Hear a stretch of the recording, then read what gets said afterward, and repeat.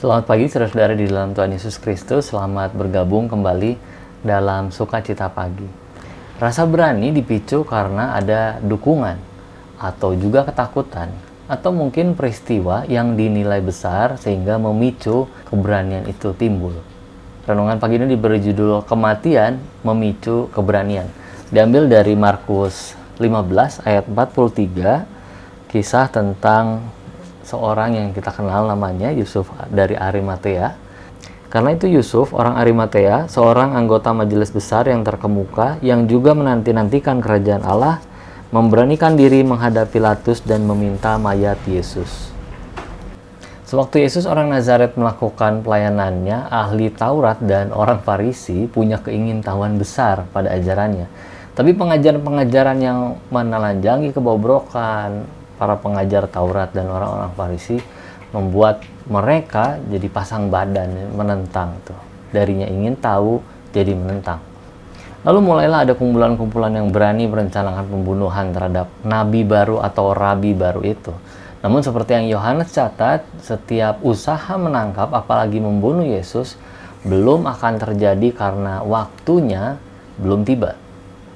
Hal menarik yang Yohanes catat di antara para pemimpin Yahudi sendiri, ada pertentangan pandangan tentang Yesus, seperti Nikodemus yang berusaha netral. Orang-orang netral ini tidak berani terang-terangan menyatakan pandangan mereka, walau Matius dan Yohanes tahu kalau Yusuf sudah menjadi murid Yesus, tapi masih sembunyi-sembunyi. Nah, lalu terjadilah titik balik itu. Majelis besar melakukan penghakiman yang tujuannya mempermalukan, mendiskreditkan, sekaligus menunjukkan kekuasaan para pemimpin Yahudi. Lukas mencatat kalau Yusuf Arimatea tidak setuju putusan Sanhedrin, tapi jelas kalah suara dalam pengambilan keputusan, sehingga penyaliban Yesus Kristus tetap dilaksanakan.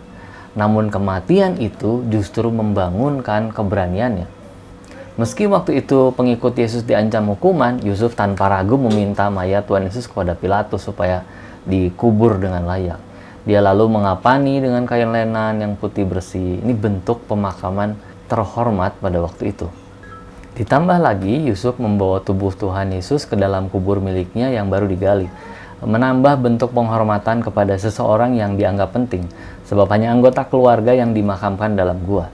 Yusuf ingin memberi penghormatan terakhir, menunjukkan kasihnya kepada Rabi Agung yang dipercayainya.